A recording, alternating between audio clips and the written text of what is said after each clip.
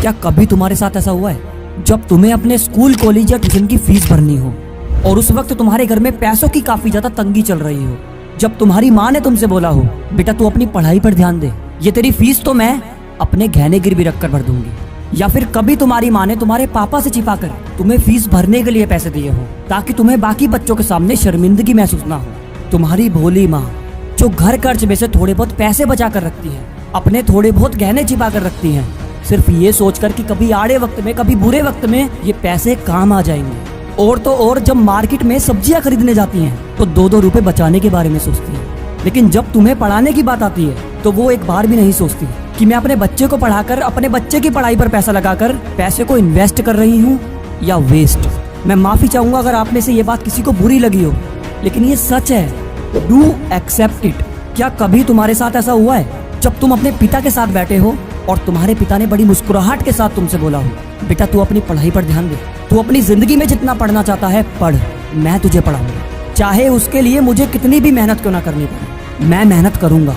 बस तू पढ़ाई कर, अपनी पढ़ाई पर ध्यान दे। आप में से कुछ लोगों के पिता तो ऐसे भी होंगे जो दिन में भी काम करते होंगे और रात में भी काम करते होंगे और आराम सिर्फ 3 से 4 घंटे ही कर पाते होंगे, क्योंकि उन्हें पता है महंगाई का जमाना है, तुम्हें पढ़ाना भी है और घर खर्च भी उठाना है, और आज के समय में तो वैसे भी एक कमाई से घर नहीं चलता। तुम्हारे पिता को every second, every minute, every day सिर्फ तुम्हारी ही टेंशन लगी रहती है, तुम्हारे भविष्य की चिंता लगी रहती है। वो हर पल सिर्फ यही बात सोचते रहते हैं कि जैसे मैं रह गया, मैं अपनी जिंदगी में कुछ नहीं कर पाया, मेरा बच्चा मेरी तरह ना बने, उसे लोगों की बेकार की बातों का सामना ना करना पड़े, उसे कभी अपनी जिंदगी में पैसों की कमी का सामना ना करना पड़े, उसे कभी भी अपनी जिंदगी में खराब हालातों का सामना ना करना पड़े, उसे कभी भी मजबूरी में आकर कोई काम ना करना पड़े। सुनिए अंकल जी, आप अपने बच्चे के बारे में बहुत अच्छा सोच रहे हो, लेकिन अंकल जी माफ करना, आप बहुत बड़ी गलतफहमी में जी रहे हो, क्योंकि सच्चाई तो ये है आपने तो अपनी जिंदगी में बहुत कुछ कर लिया, लेकिन आपका बेटा तो ये भी नहीं कर पाएगा, क्योंकि वो तो अपने फोन में वेब सीरीज देखने में लगा हुआ है। एक वेब सीरीज खत्म नहीं हो पाती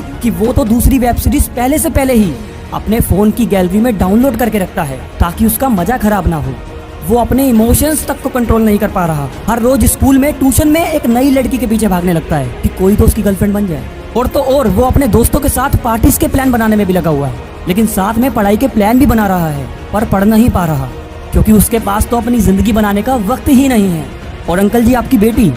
वो तो इंस्टाग्राम पर रील्स देखने में लगी हुई है, और रील्स देखते देखते इतना ज्यादा बिजी हो चुकी है कि अब तो आपकी बेटी रील्स बनाने भी लगी है। मैं आपसे दोबारा माफी चाहूंगा अगर ये बात किसी को बुरी लगी हो तो, लेकिन ये सच है।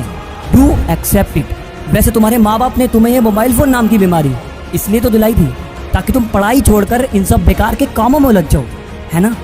दूसरों की लाइफ स्टाइल देखकर एक्साइटेड हो जाओ, उनसे इन्फ्लुएंस हो जाओ, अपना कंपैरिजन उनके साथ करने लग जाओ कि उसके पास बड़ा घर है, मेरे पास छोटा घर है, उसके पास गाड़ी है, मेरे पास बाइक है, उसके पास रिसोर्सेज है, मेरे पास रिसोर्सेज की कमी है। अरे बस, खुद का इतना कंपैरिजन उनके साथ क्यों करते हो? और इतना सब करने के बाद उन्हें फॉलो भी कर लेते हो, उनको अपनी जिंदगी में आइडल मान लेते हो। देखो, इस दुनिया में तुम्हारे माँ बाप से बड़ा आइडल कोई नहीं है, तुम्हारे टाइम से बड़ा वेलविशर कोई नहीं है, तुम्हारे हालातों से बड़ा मोटिवेशन तुम्हें कहीं भी नहीं मिल सकता। जो तुम्हारे हालात तुम्हें करने पर मजबूर कर सकते हैं, वो काम दुनिया का कोई भी मोटिवेशनल वीडियो तुम्हें करने पर मजबूर नहीं कर सकता। इसलिए संभल जाओ और मेहनत करना शुरू कर दो। देखो, कैमरा सिर्फ फोटो बनाता है, आपको खुद की इमेज खुद ही बनानी पड़ेगी। इस वीडियो के लास्ट में मैं सिर्फ आपसे यही कहूंगा, शुरुआत में हालात सबके खराब होते हैं, लेकिन हालातों को बदलना या ना बदलना सिर्फ और सिर्फ आपके हाथ में होता है। अगर तुम्हें थोड़ी सी भी अपने माँ बाप की चिंता है तो पढ़ाई करके अच्छे से एग्जाम देना। All the best for your exam and thank you so much for giving your precious time